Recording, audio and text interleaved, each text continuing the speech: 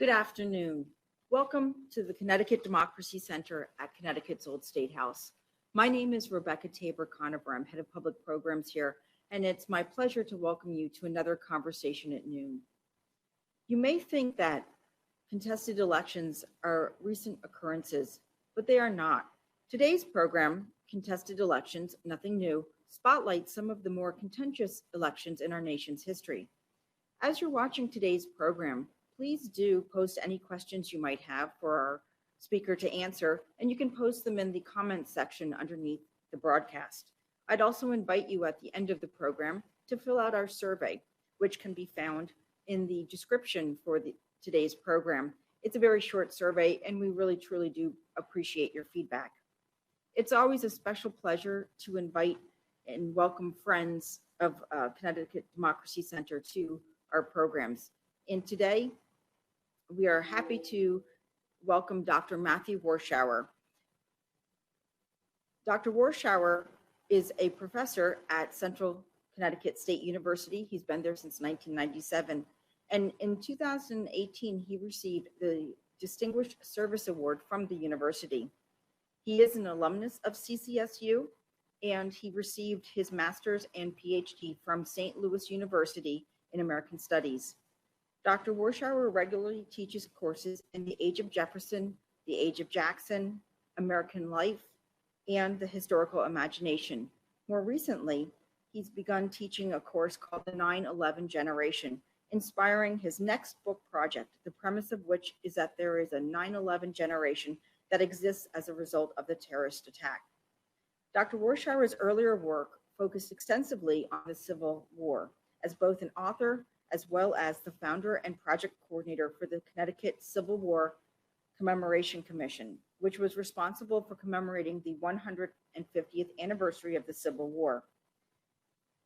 Dr. Warshauer has served in the past as the editor for the academic journal Connecticut History. He's been chairperson of Connecticut's Old State House Advisory Committee, and he's been a board member of the Hartford Heritage Advisory Council, as well as Connecticut Humanities. In addition, for the past 5 years, he's been our host for Connecticut History Day's state contest at the CCSU campus. Dr. Warshauer's books include Andrew Jackson and the Politics of Martial Law, Nationalism, Civil Liberties, and Partisanship, and Connecticut and the American Civil War, Slavery, Sacrifice, and Survival. It is my pleasure to welcome Dr. Matthew Warshauer to today's program. Rebecca, I appreciate it, and hello to everybody. I'm always excited to do programming for the Democracy Center at Connecticut's Old State House. It's a great place, and hopefully when all of this COVID madness is gone, we can all congregate and meet there and do these things in person again. So when Rebecca contacted me and asked me if I would do a program on contested elections, I thought, what I imagine many of you thought is like, no, I don't want to talk about presidential elections anymore. But you know, we are in a particular reality. Perhaps we will talk a little bit more at the end of the program of what that reality is. But, you know, certainly the United States is in contentious times when it comes to politics, partisanship, the presidency. I think one of the things, and I'll just preface with this, one of the things that, you know, we hear a lot about the founders, right? And I think one of the things that the founders would want us to remember is that what we are engaged in as citizens of the United States is really a grand experiment in representative democracy. And we can't ever forget that. I think sometimes we do, but this is a continuing experiment. And the only time when the experiment will fail is when we give up on it. And so we need to understand this history. We need to learn it. We need to really improve upon it and carry our nation into the future. So I hope that what I'm going to discuss today gives you a little bit of background on that. And I will do my best to answer your questions at the end. So what I'm going to do is I'm going to bring up my screen. I'm going to share my screen with you so you can see just a few PowerPoint slides as I talk through them. And I'm actually going to turn my camera off because you don't need to look at me. You need to look at the slides. So let me bring up my PowerPoint. We'll go to the beginning, and I hope that that's working. And you can see, contested democracy. 6 presidential elections that changed America. We really have to begin with the U.S. Constitution. As I'm sure most of you know, it was written in 1787, went through a 2-year ratification process to actually be put in place. It replaced the Articles of Confederation, which were the first form of government.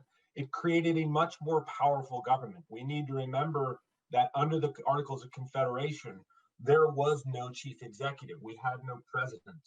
Those from the colonial period, the revolutionaries, were terrified over the power, over kingly or monarchical power that might develop.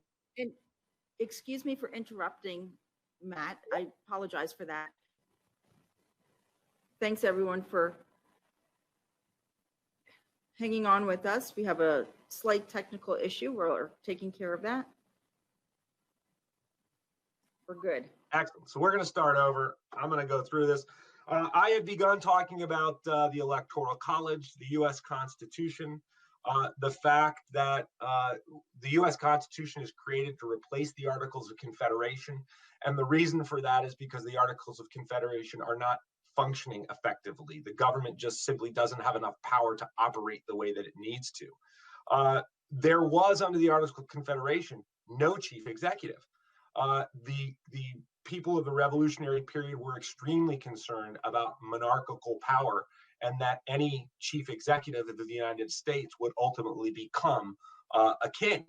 And so when the new U.S. Constitution comes into being, when it's ratified and goes into effect into 1789, they create the Electoral College under the executive branch. And you can see here it says, each state shall appoint in such manner as the legislature thereof may direct a number of electors equal to the whole number of senators and representatives to which the state may be entitled in the Congress.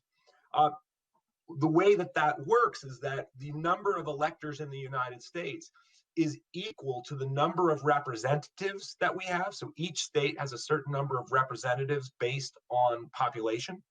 So obviously larger state populations have more representative than smaller state populations. And then, so 435 today, total number of representatives, and then equal to the number of senators that each state has. The number of senators never changes. So each state has 2 senators, therefore 100 senators, 100 additional electors. So there are 435 electors, plus an additional 3 for the District of Columbia, for a total of 538 electors. What it says below this is the person having the greatest number of votes shall be the president, if such number be a majority of the whole number of electors appointed. And if there be more than one who have such majority and have an equal number of votes, then the House of Representatives shall immediately choose by ballot one of them for president. And if no person have a majority, then from the 5 highest on the list, the said House shall in like manner choose the president. But in choosing the presidents, the votes shall be taken by states, the representative from each state having 1 vote. All right, what does all of that mean? What it means is that whoever wins the most number of electors in a given electoral vote becomes president of the United States. The person who wins the second number of electoral votes becomes vice president until the 12th Amendment is ratified. And I'll talk about that a little bit more in a few minutes. There was no presidential, formal presidential and vice presidential slate. The belief was, the hope was on the part of the founding fathers, is that permanent political parties would not exist in the United States. It's not that they didn't understand political parties were a thing, that they were an entity. They certainly knew their history. The issue was they believed that the United States was a large enough nation with enough differing interests that there would never be a permanent political party system that would develop around only 1 or 2 or 3 or 5 sets of issues. Rather, issues would constantly be shifting and changing over a period of time. The belief was also that any person who was going to be chosen as a presidential candidate, and I say chosen as opposed to declare their candidacy, because in the early republic, it would have been considered unseemly for any individual to say, oh, I think I should be president. This is a gift of the people. This was the concept.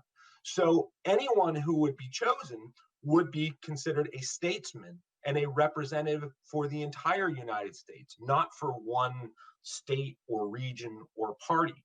With that in mind, the founders believed, well, since they're all going to be statesmen, the person who wins the most electoral votes should be president. The person who wins the second most, well, they're good too. They should become vice president. And that doesn't change until the 12th Amendment. So could you imagine today President Donald J. Trump with Hillary Rodham Clinton as her vice president? I hope that put a smile on your face, because none of us could imagine this right now. So let's continue along, and we'll talk a little bit more about how all this works out. The first contested election in American history is 1800, Thomas Jefferson versus John Adams. We all, of course, know that George Washington is the first president of the United States. He serves 2 terms. And then in the election of 1796, Thomas Jefferson and John Adams run against one another. And as I was just describing, John Adams wins the presidency with the most electoral votes, and Thomas Jefferson wins the second most electoral votes and becomes vice president. Well, the campaigning and the preparation for the election of 1800 begins immediately, because during Washington's presidency, what the founders had hoped would not happen does indeed happen. And that is that permanently entrenched political parties come into existence. It is essentially the Hamiltonian Federalists versus the Jeffersonian Republicans. Adams is a member of the Federalist Party. He becomes president, as I said, in 96. And then Jefferson and Adams are in a heated battle against one another. This election of 1800 is up there in terms of some of the most aggressive and mean-spirited campaigning in the history of the United States. So if you hear any pundits or journalists say, oh, we need to go back to the good old days, they haven't studied their early American history. What ends up happening in the election of 1800 is that Thomas Jefferson and his presumed vice president, Aaron Burr, they tie in the electoral vote count, 73 electoral votes apiece. John Adams and his presumed vice presidential candidate or nominee, Charles Pinckney, wins 65 and 64 respectively. Now, if we go back to that previous slide that I talked about of what happens in the occasion of a tie, well, then the Electoral College, this section of the Constitution states that if there's a tie, the election then devolves to the House of Representatives itself. The popular votes really no longer matter. It now comes down to state voting. And in this instance, each state gets one single vote for who's going to be president. So size no longer matters. It doesn't matter if Virginia and New York are considerably larger than, say, Connecticut or Rhode Island. Their various representatives are going to have to sit down at a table and decide, well, who becomes president? Well, this becomes a real issue in the election of 1800, because there are real concerns over both of these men. The Federalists look at Jefferson as a dangerous Jacobin. This would be been a sect of a religious sect in France that allows, as the Federalists believe, to allow blood to pour in the streets, and how bloody and dangerous the French Revolution is. They have been worried that this is what's going to happen under Jefferson. Now, Burr is a different sort of a character. He is viewed by many Federalists, especially Alexander Hamilton, who knew him well and ultimately died from a bullet fired from Burr's gun a few years later in 1804. Hamilton does not trust Burr, and he literally states at one point that Burr cannot be trusted with the reins of government. That is, in fact, the quote that got Hamilton shot. So there's a big question here, and the Federalists understand that they can actually decide who is going to be president, whether it's going to be Jefferson and Burr. That's whom they have to choose from. There are actually 35 separate House ballots in the House of Representatives to determine who's going to be president. There are a number of people, historians, who have believed that Burr attempted to steal this election away from Jefferson.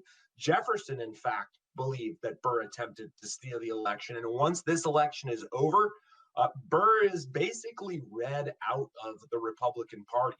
Jefferson does not choose him again as his running mate and really has nothing to do with Burr. My belief, was Burr a scoundrel? Yeah, Burr was a bit of a scoundrel. He was a very, very good politician. I don't believe Jefferson could potentially have been elected without Burr's help. But I think that Burr has gotten a bit of a bad rap over this. That's a longer conversation, but it's interesting. Jefferson is actually the one who makes a deal with Federalists and wins on the 36th ballot to become president of the United States. And this, in fact, in the aftermath of this election, this is what spurs the 12th Amendment of the Constitution. And this amendment states, the electors shall meet in their respective states and vote by ballot for president and vice president. So now they have split between voting for a president and voting for a vice president. This is still the way that things occur, though today, with more modern politicking, we understand that tickets are put together with a president and vice president. And the president obviously has a lot to say about who the vice presidential choice shall be.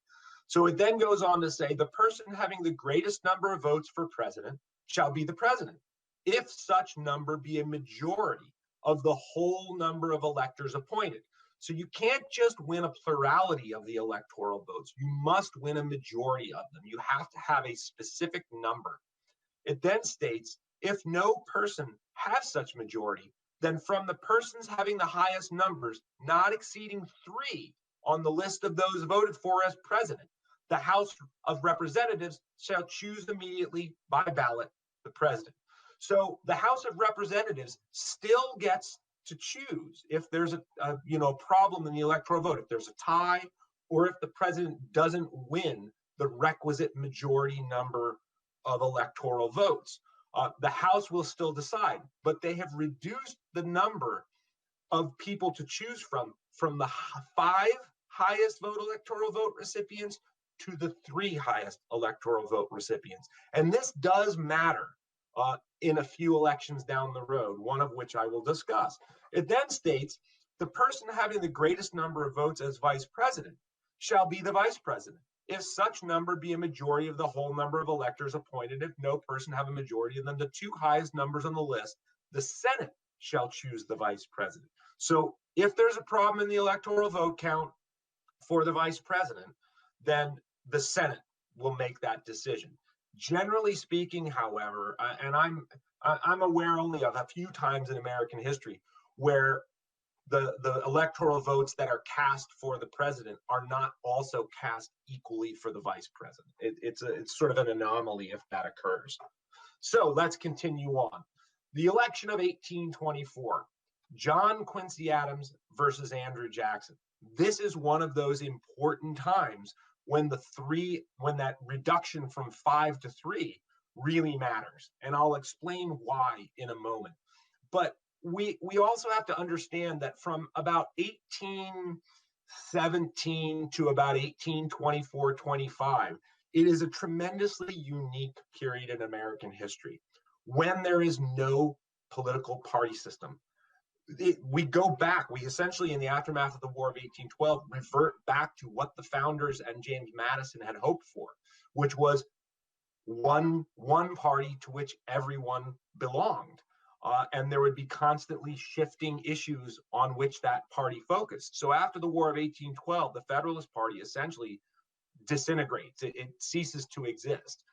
Older Federalists retire. Younger Federalists like John Quincy Adams end up joining the Republican Party, the National Republican Party. And so in this election in 1824, you've got all Republicans running against one another. John Quincy Adams is really probably the most he is the most qualified person to serve as president. Since being a young man, he had served as his father, John Adams, as secretary. He had served in that capacity in Great Britain, in Russia. He had served in a variety of different capacities as a cabinet officer, especially as Secretary of State under James Monroe. And so John Quincy Adams is amazingly well educated and has had a lifetime in politics, even at a fairly young age. Andrew Jackson is most famous for being the hero of New Orleans. He wins national fame, first to some extent as an Indian fighter during the War of 1812, but then really for his amazing victory over the British on January 8th, 1850 at the Battle of New Orleans. And he becomes a national figure, very, very popular, second really in military popularity only to George Washington. Then you have William Crawford, who was really sort of an old school Jeffersonian Republican. He had served as Secretary of the Treasury under James Monroe. And he's from Georgia, I should say, where these gentlemen are from. John Quincy Adams is Massachusetts, Andrew Jackson is Tennessee, and William Crawford is from Georgia. And then Henry Clay runs. Clay is from Kentucky. He really desperately wants to be the first president from the West. He is a young and upcoming Republican at this time. He makes his fame as a war hawk, somebody who advocates early on in 1811, 1812 for war against Great Britain, which becomes the War of 1812, and for fighting on behalf of American sovereignty in that war. At the time of this election, he is Speaker of the House. That is extremely significant because, of course, if no one wins the requisite number of electoral votes, in this instance 131, then the election devolves to the House of Representatives. When you are the Speaker of the House of Representatives, that is an extremely powerful position. So if the Constitution had continued the way it was, where the 5 highest vote getters, electoral vote recipients, are chosen by the House, Henry Clay might very well have become president then. William Crawford, just as a side note, is really out of the running for this. While he still is on the electoral vote, he wins quite a number of popular and electoral votes. Well prior to the election, he had had a massive stroke and was largely incapacitated. And most people in the nation knew this. They knew he was not going to become the next president. So what it really ends up coming down to is John Quincy Adams versus Andrew Jackson. And as you can see in the box on the right, Jackson actually wins far more popular votes and a significant number more electoral votes than John Quincy Adams. So Jackson and his supporters really believe that in the House of Representatives, he is going to become president of the United States, unless Henry Clay has something to say about it. And Clay has 2 issues with Jackson. One, he wants to be the first. Clay wants to be the first president from the West. Second, he doesn't trust Andrew Jackson. He has already referred to Andrew Jackson as a dangerous military chieftain. He believes that Jackson is a military power, and that if he becomes president, he will destroy this young republic in its infancy. Jackson and Clay are not friendly by the election of 1824, certainly not friendly. And when this ends up in the House of Representatives, John Quincy Adams wins in the House vote 13-7. And he even wins Kentucky's vote, where he had previously won no electoral votes at all. In Kentucky, Clay had won some electoral votes. And when he is not, chosen as one of these 3 highest electoral vote recipients, the legislature of Kentucky actually writes its representatives and said, we want you to cast your ballot for Andrew Jackson. And Henry Clay steps in and subverts that move. Thus, the reason that Kentucky ends up voting for John Quincy Adams. Well, that's not the end of the world. When in February of 1825, the House determines that John Quincy Adams is president of the United States, there's not a big issue. There's no explosions in the newspapers. There's no complaining from Jackson. That doesn't occur until about a little less than 2 weeks later, when John Quincy Adams appoints Henry Clay as Secretary of the State. And you've got to understand how significant this is, because Secretary of State, rather than the vice presidency, Secretary of State is the traditional stepping stone to the president. So think about this. Thomas Jefferson had been Secretary of State. James Madison had been Secretary of State. James Monroe had been Secretary of State. John Quincy Adams had been Secretary of State. So the fact that Adams chooses Henry Clay, many believe that that's sort of a nod to Clay, that you will someday be president. And the fact that Henry Clay played such an important role in the House vote to choose John Quincy Adams, that does cause Andrew Jackson and his supporters to cry foul. And hence the term corrupt bargain begins. Jackson actually makes the statement, the Judas of the West, meaning Henry Clay, has collected his 30 pieces of silver. And this is a quote from the Gospel of Matthew, that Judas will collect his 30 pieces of silver for betraying Jesus. And so really the campaigning for the election of 1828 begins immediately after 1825. And you get the beginnings, as a result of this election, you get the beginnings of the second American party system, where when Andrew Jackson's supporters become Democratic Republicans and ultimately drop the name Republican completely and just go as Democrats or Jacksonian Democrats.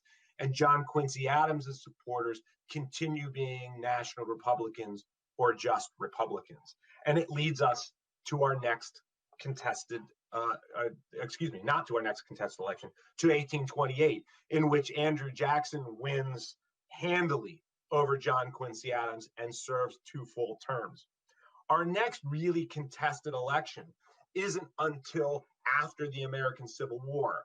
I do want to stop for a moment and mention the election of 1860. I don't have a slide for it, but it's worth mentioning. It's not a contested election.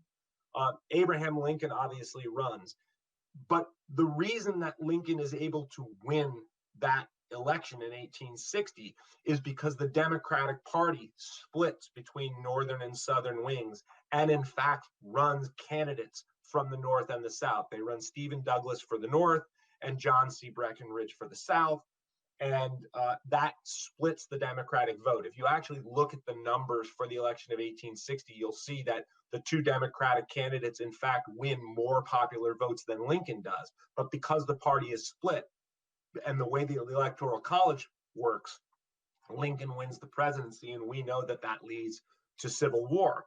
Well, the next contested election doesn't occur until the aftermath of the American Civil War. This is the election of 1876. It is Samuel J. Tilden versus Rutherford B. Hayes. This is again one of these examples where the person who wins, and there have only been 5 instances in American history. The only election that it isn't that way is the election of 1800. Jefferson wins the most popular votes and does become president. All of the rest of the contested electoral votes, from 1824 all the way through the 2000 election, the person who wins the popular vote does not become president. And this is another one of those instances. So 1876, and you can see in the blue box to your right that Hayes wins 4,034,311 votes, whereas Tilden wins 4,288,546 votes. Hayes wins 165 electoral votes. Tilden wins 184. So how is it that Tilden doesn't become president? Why? Because in order to win the majority of electoral votes at this time, you need 185. So in this instant, Tilden needs 1 electoral vote. Hayes needs 20 electoral votes. And guess how many electoral votes are contested? Well, if you're looking at my second bullet point, you know there are 20 contested electoral votes. I don't think a lot of us are going to be surprised that Florida is one of those states. And you can see next to it, there are 4 contested votes in Florida, 8 in Louisiana, 7 in South Carolina, and 1 in Oregon. And so this is a unique election because there are contested electoral votes. It's not just that no one won the majority of electoral votes. So if you think about 1824 versus this election, you can see other candidates that ran, but they didn't receive any electoral votes. That's what happened in 24. There, other people received electoral votes, and therefore no candidate was able to get the majority number that they needed. This election is different because all of the electoral votes have been cast, but there are 20 that are in dispute in these 4 states. So what ends up, one of 2 things could have happened. It could devolve to the House of Representatives, and the House could therefore vote and make a determination as to who was going to be president, or the House could make a determination to do something different, and that's what they end up doing. They create an electoral commission. They're trying to make this as fair as possible. 15-person commission. There are going to be 7 Democrats, 7 Republicans, and 1 independent. The single independent that is going to sit on this, and this is going to be made up of senators, representatives, and a Supreme Court justice. The Supreme Court justice is David Davis. Well, in the midst of this electoral commission, Davis is elected to become the senator of Illinois. And he's replaced on the commission by Justice Joseph Bradley, who is not an independent, but a Republican. And he votes with the other 7 Republicans on the commission. And the commission determines that all 20 of the contested electoral ballots, all of the electoral votes, should be given to Rutherford B. Hayes. And of course, the Democrats look at this and they cry fraud, and they say, we're going to allow this to happen. And their only means of stopping it, because the commission has made its determination, is to not allow the commission report to be read in Congress. And the way that they go about doing that is by filibustering. And a filibuster is when various members, it could be a single member, it could be various members of the House or the Senate, stand up inside the congressional chamber and they just refuse to yield the floor, and they keep talking, and you can't then have a commission report and then an acknowledgement of the report. So this, really becomes a chess game between the 2 parties, the Republicans and the Democrats. And the way that they solve this deadlock is that they come up with what is known as the Compromise of 1877. That compromise gives the 20 electoral votes to Hayes. So he will, in fact, become president. But it also is an agreement to end Reconstruction in the South. At the end of the American Civil War, when there are problems with President Andrew Johnson, the Republicans in Congress impose a Reconstruction bill, which is known as radical Reconstruction. Part of that is that they break the South into 5 military districts and send generals down to command each of these districts. So the Union Army is literally in the South for about 10 years or so. And Southerners want them gone. The Democratic Party, while at the end of the Civil War is at a very low ebb, over the next 10 years, it starts to regain its strength. This election reveals that with how close Tilden came to winning the presidency. So they have enough political clout to require Republicans to pull the military out of the South. What does that really mean? As I said, it means that the Democratic Party is increasing its power in the aftermath of the Civil War, but it also means a very, very bad time for the freedmen, for the enslaved people who have been freed as a result of the Civil War, the Emancipation Proclamation, and the 13th Amendment. But it really, in a lot of ways, is an abandonment of them. The military had been in the South in order to protect the freedmen's rights. So what this really is it's an end of Northern commitment to Reconstruction, and you get the rise of the Jim Crow era. Just 20 years after this, in 1896, you will get the Supreme Court case of Plessy v. Ferguson, which essentially institutionalizes or federalizes the idea of separate but equal, which is Jim Crow.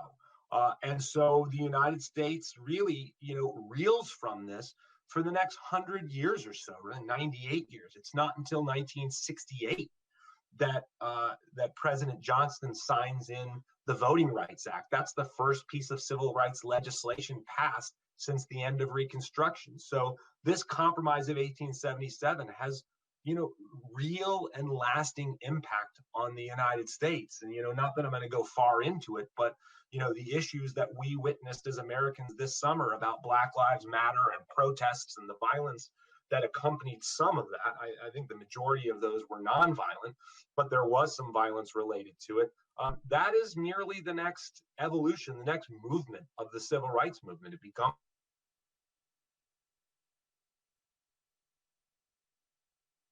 Luther King. And so Black Lives Matter is the next evolution of that fight. And it stems from this long racial and political history in the United States. So that's who is the grandson of William Henry Harrison. William Henry Harrison has the distinction of being the first president to die in office. He wins the election of 8. And I think we're having some trouble, Matt, with your camera freezing a little. All right. Hello, everybody. Yet another technical glitch. Apologies for that. I don't know why. I've never had it happen before. So let me just return to here, and we will pull up this, and we'll start from the current slide. I believe where we ended up was that I was finishing up on the election of 1888. We come into the election of 2000, which is an election that we all lived through, or I would imagine the majority of people lived through. We know how close this election was, and the fact that Al Gore defeats George W. Bush in the popular vote by 0.5%, but loses the Electoral College 271 to 261. There is one Gore elector who abstains from voting. This was a woman named Barbara Lett Simmons. She withheld her electoral vote as a protest because the District of Columbia does not have a representative in Congress, and she believes that it relegates it to colonial status. So she threw her electoral vote away. It would not, of course, have made a difference because it wouldn't have.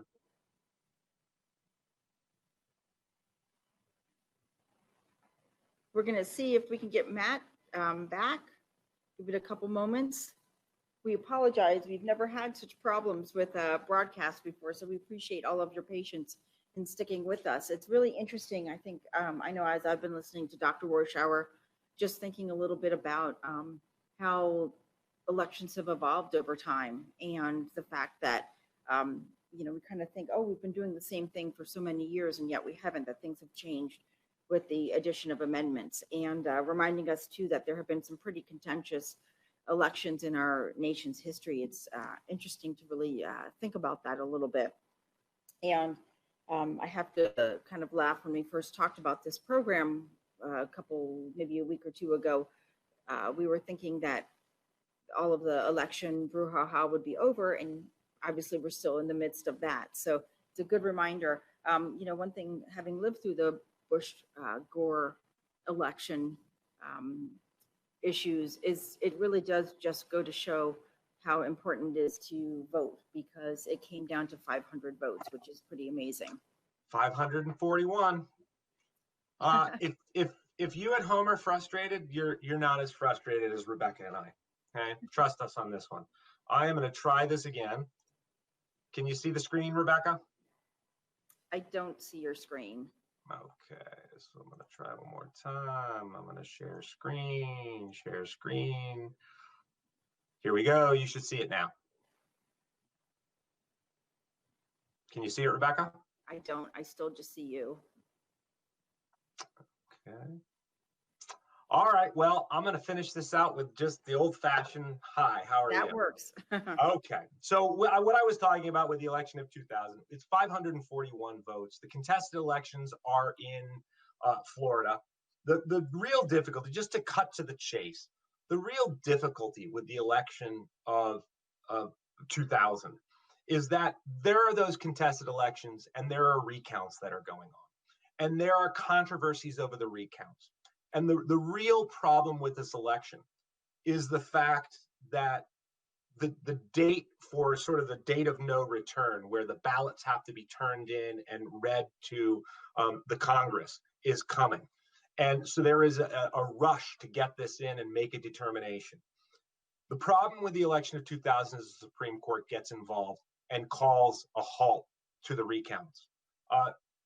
In the view of a lot of political scientists, historians, constitutional historians, this act was in fact unconstitutional. They should not have done it.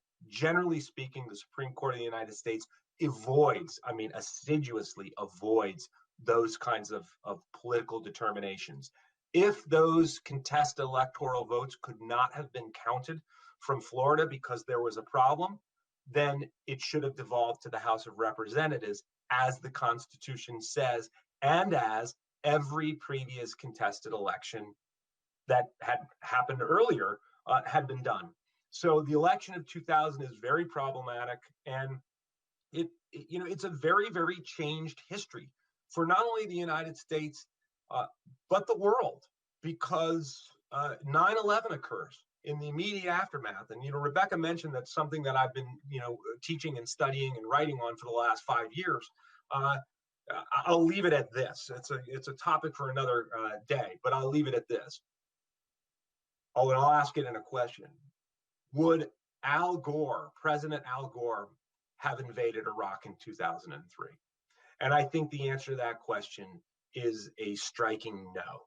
And that changes the history of the United States and the history of the world. So these contested elections, and every president election, has really serious ramifications. So we then move on to our next and our final contested election, which is the election of 2016, Hillary Clinton versus Donald Trump. I'm sure that everybody watching remembers that one because it was only 4 years ago. We had Hillary Clinton win a significantly larger percentage of the vote, almost 3 million more votes than Donald Trump, yet she does not achieve the requisite 270 electoral votes in order to win the presidency. Donald Trump wins the necessary electoral votes. There are 5 faithless electors who defect from Hillary Clinton and 2 faithless electors who defect from Donald Trump. What does that mean? Electors are the way the Electoral College is supposed to work is that electors are supposed to follow whatever the popular vote is. So it's basically in every state in the country, except for, I think it's Nebraska and Maine. It's Nebraska and Maine. Every other state, it's winner take all. So if somebody wins the popular vote, then all the electors from that party get to vote. In Maine and Nebraska, it's broken up. You can have your electoral votes can be broken up by region. But in every other state, it's winner take all. And electors are supposed to follow the popular will. But there are 33 states in the United States that have what are called, faith in elector laws, which actually require the electors to vote. And they can be penalized, they can be replaced, they can be fined. And in fact, just this past summer, I want to remember the court case, Schiaffalo versus Washington, July 16, 2020, the Supreme Court upheld those states' laws, which require electors to be faithful. The problem is that there are some states that don't require that. So you had 5 electors who defected from Hillary Clinton, 2 from Donald Trump. What's particularly interesting is that in 2016, there was actually a movement of Republicans known as Hamilton electors who were hoping to get 37 Republican electors who would vote for somebody other than Donald Trump because they didn't like Trump and they didn't believe he was a true Republican. I think the Republican Party has changed even further under Donald Trump. That perhaps a discussion for a number of days. But there were a total of 10 electors who were faithless. The 7 that I mentioned, 3 of them were invalidated by state laws. They were either replaced or were forced to vote for the person who the popular vote won. What's interesting about Donald Trump, he is the first president in American history with no public service, no military service. He was the oldest president at 70 years old to be inaugurated for a first term. Ronald Reagan was 69. He turned 70 shortly after his inauguration, and he was 73 for his second inauguration. What is really sort of fascinating, there's two things. One, will we see Donald Trump run again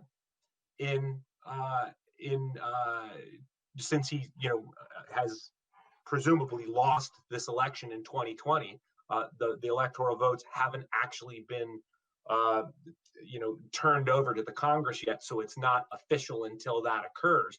But let's presume that he has not won the election of 2020. Does he run again in 2024, like Cleveland did? That's an interesting question. The other really interesting question, and one that I imagine some of you have been thinking about as I've been speaking, is why do we need an electoral college? The reason the electoral college was created is that the founders did not, in fact, create a democracy. They created a republic, a representative system. Not everybody, there was not universal suffrage or voting rights at this time, not even among white men. You had to have a certain amount of property. So what the Electoral College did was two things. One, it protected the well-to-do. It protected the aristocratic leaders of society from stopping people from making a mistake. And two, it protected the rights of the slaveholding South. And these are two critical things to understand. Do we need an electoral college today? I would argue to you that we do not. I believe, and many historians and political scientists believe, that it is singularly undemocratic to not have the popular vote make a decision. Some argue that, well, if you get rid of the electoral college, the huge states are the only ones who will ever elect a president. I don't believe that that math is correct. I don't believe that that argument is correct. The fact that each state is given a certain number of electoral votes, and those electoral votes are based on representation in Senate, means that larger states are going to have a bigger vote anyway. The vote, the difference in the vote count for 2016 of 3 million votes. That's a lot of votes to win the popular vote and not become president. So in my view, my argument is we should get rid of the Electoral College, but that is not going to happen anytime soon. That is for sure. We would need a sea change to occur in this country in terms of a reduction in serious partisan battle, and neither party is prepared for that. So, Rebecca, I'm hoping you still heard all of that. Yes, we did. And actually, that was some of the questions that had come in asking about, after the 2016 election, there really did seem to be a grassroots push to get rid of the Electoral College. I know in your comments, you just said that you don't see that happening anytime soon. In past elections that were contested, were there calls to drop the Electoral College, or is that more recent? Oh, no. There have been multiple times in which there have been discussions to get rid of the Electoral College. Andrew Jackson, after 1824, argued that the Electoral College should be gotten rid of.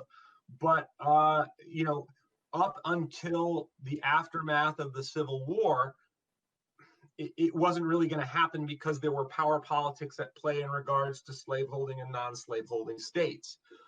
There were some attempts in the aftermath of the Civil War, but none of them really, truly came to fruition. The parties understand that the Electoral College can play in their favor. I think there's a number of things in the United States Constitution that need to be changed at this point. When George Washington was created president in his first inaugural address, he discussed the Constitution, and there were huge disputes over the Constitution as to whether it should be ratified and become the law of the land and form this new government that we have. There were big concerns about federal power. We still have problems over federal versus state power in this country. And when Washington delivers his inaugural address, he says, listen, he goes, I know that you're worried about this new government, but you know what? It hasn't been tested. It hasn't been tried. don't be in too much of a hurry to amend it. We need to live with it for a while and see how it develops. Only then will we really know what needs to be altered. And over the course of American history, we have changed the Constitution, many times. Never easily, because you need a 2/3 vote in the Congress, and then it has to go out to the states for further ratification by 3/4. So it's not an easy process. It was never meant to be an easy process. But I think we're at a point in American history where we need to make some changes. I would argue that one of those changes should be not allowing, first of all, getting rid of the Electoral College, but also not allowing any single party to have a majority in the Congress. So essentially, we'd be legislating into effect the existence of a third party movement. That is difficult to do. Having a number of changes to the Constitution that would be beneficial as opposed to detrimental requires a different political climate than we in the United States have right now. Other questions, Rebecca? Yes, well, I'm going to just invite audience members who are watching. If you have questions, please put them in the comments because we see them and we will pass them along to Dr. Warshauer. Matt, I wanted to, there is one question that came in, which was, are there any famous contested elections that have happened here in Connecticut? Probably not on the level of a federal election, but nothing on the level of a federal election. Off the top of my head, I do some Connecticut history. I more do 19th century Connecticut history. None that I can really think of distinct contested elections. In the early part of Connecticut history, the colonial and post-revolutionary period, it's amazing. Walt Woodward, the state historian, has a great PowerPoint on this where he shows the names of the people who are governor for the first many years, all the way into the 19th century. And there's a number of families, basically, that you've heard of the standing order. There's a number of families who really maintain a tight control over Connecticut. That doesn't start to open up until around the 1820s, 1830s, and then Connecticut follows along with the development of the rest of the political party system in the United States. In the midst of the Civil War, there are a couple of elections between 1860 and 1863 between William Buckingham, who was a Republican who served all 4 years of the Civil War, and Thomas Seymour, who had been formerly been a governor, runs again against Buckingham. And in 60 and 63, Buckingham wins by just a tiny number of votes. That is as close as I can think of to a really tight election. And there were arguments of fraud in the 63 election, but I can't think of another election that would, be on the same level as what we've been talking about today. Right. One question did come in from our audience. Jennifer asked, do you anticipate faithless electors this time around? Will the Koch brothers attempt to purchase some votes for Trump? Well, only one Koch brother will, because the other one died. You could have faithless electors. You absolutely could. I think that Biden is far enough ahead in electoral votes that it's going to be all right. I think that Biden is going to become the next president of the United States. I think that the bigger question than a problem with the electoral vote is, what happens in the days after the inauguration? The fact that, one of the hallmarks of American democracy is that even in these major contested elections, we have not seen violence in their aftermath. We came close in 1876, but we have not seen violence in the aftermath. This is one of the unique things about American politics, is the peaceful transfer of power. The fact that Donald Trump, in the run-up to this most recent election, refused to state publicly that he would accept the results of the election, that he has continued to argue that there was fraud in this election, when quite a number of prominent Republicans, from Governor Chris Christie to Karl Rove and others, have said, listen, if you've got evidence that there was fraud, then show the evidence. And so far, even in the courts, Republicans have been unable to produce any evidence. Voter fraud on a national level in the United States in recent times is really negligible. I mean, it's just such a tiny point of a percentage. It just really doesn't happen. Prove it if it does, and nobody's been able to do that. I think the bigger question is, will Donald Trump, in the aftermath, is like, one, will we have violence in the aftermath of the inauguration? I hope not. Will Donald Trump, step back and step out of the political sphere for a period of time, or will he do what he did during the entire 4 years of his presidency, which was engage in continuous campaigning? This is, whatever you think of Donald Trump, you have to recognize that as a campaigner and as somebody who can rally his base, he is quite brilliant at this. And he went on a 4-year continual campaign tour. It's why voter turnout on his side and the other side was so great this time around. So will he continue that in a 4-year term of Joe Biden, constantly holding rallies, constantly sort of, being critical of Biden and creating problems for a Democratic presidency this time around? And will he be preparing himself for 2024? We just don't know the answers to that, but those possibilities are distinctly possible. I think a lot depends upon the internal workings of the Republican Party itself. It is a party that has, the Democratic Party has been in flux also, but the Republican Party is a party that has been in huge flux. I want to be very clear that Donald Trump is not an outlier when it comes to the Republican Party. He doesn't sort of come out of nowhere. He is a result of Republican Party strategy and planning for the last 20, 30 years. He's a result of it, not an outlier of it.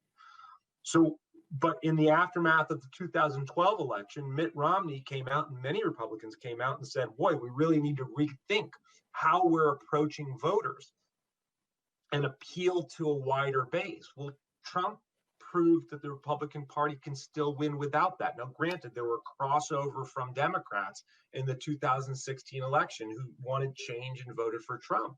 But in 2020, there's a lot of people who thought that Biden was going to win much more handily than he did.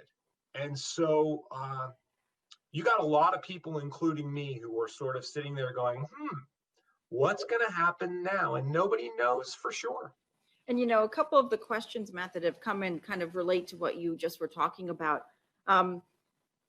Is there anything in the Constitution that talks about the transfer of power? And how big a problem is it that the Trump administration, for now, is refusing to cooperate with the transition to a new administration? Well, there's nothing in the Constitution that talks about transfer of power. That has become something that is part of the political norm in the United States. One of the things that Trump and Trump Republicans have done, and done so proudly, has been the breaking of those norms. That has been one of the hallmarks of the Trump presidency, is just, we're not doing it the way it's been done before because we don't want to do it that way, or we believe it is a greater advantage to us Republicans if we do it in a different way.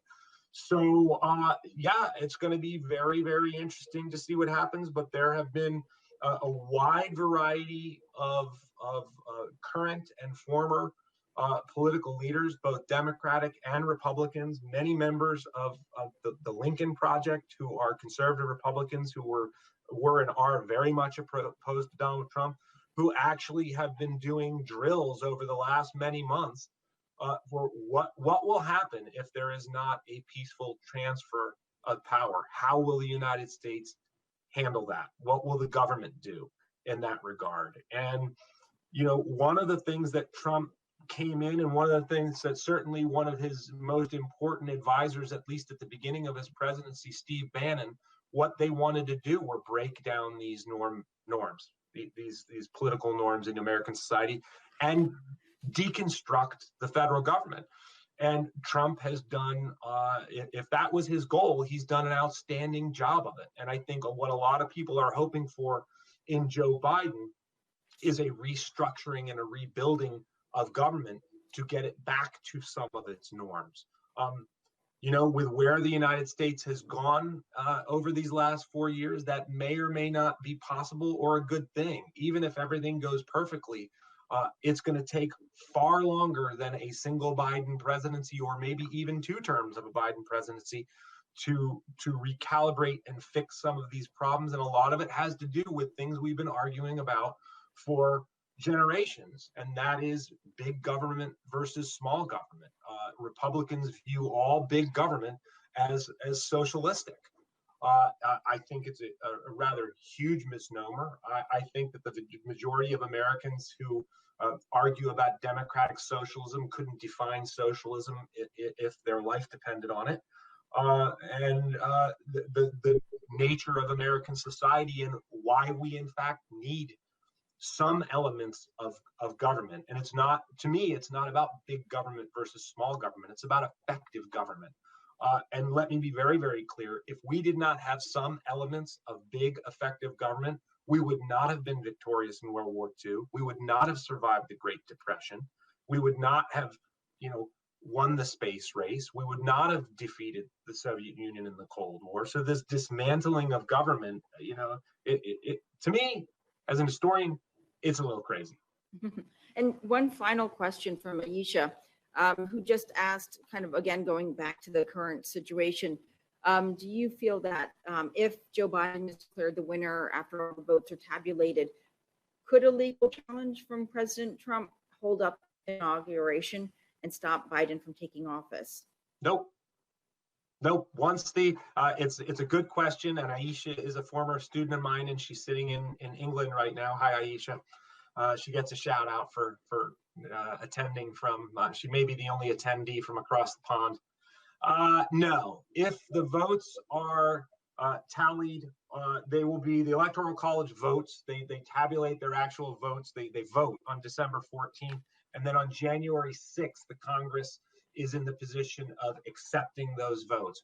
Once we get to that point, if those votes are tabulated and accepted, that's the end. No court challenge is going to stop that, unless Trump has already been able to show voter fraud. And he's going to have to do that on a state-by-state basis. I mean, he could, this was one of the concerns, he could sue where the Supreme Court would pick it up, but it would have to go through the state courts first.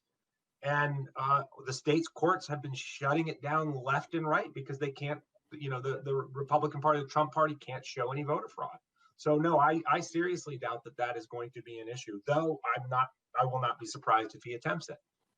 Well, it's going to be an interesting few weeks. And I want to thank you, Matt, for being with us today. It really was an interesting program. And we'll be thinking of all that we learned in the coming days and weeks as we see what's going on in the news. I want to thank all of our viewers out there for your patience with our technical problems. Thank you all for being with us. We really appreciate it. We will be having this program available to you again. I know I kind of want to go back and take a look at it to learn a little bit more as we deal with the current election situation. And before we close, I would just invite you to fill out the survey that we mentioned. And I'd like to just remind you of a couple of upcoming programs and invite you to come back and join us here at Connecticut Democracy Center at Connecticut's Old House. We have coming up in the next couple of weeks a few interesting programs that I think you'll enjoy participating in. On November the 17th at noon is another conversation at noon, Lasting Legacy of the Litchfield Law School, America's first school of law. Interestingly, leaders from both parties attended that law school and got to know one another, so that should be a really interesting discussion. On November the 19th at 7 p.m. is an evening conversation with Joni DiMartino on the future of the Prince Crandall Museum. And then on November 30th at 3 p.m. is Legislative Landmarks, the American School for the Deaf. So we hope you'll join us for those programs. Thank you so much for being with us today, and we hope you enjoy the rest of your week.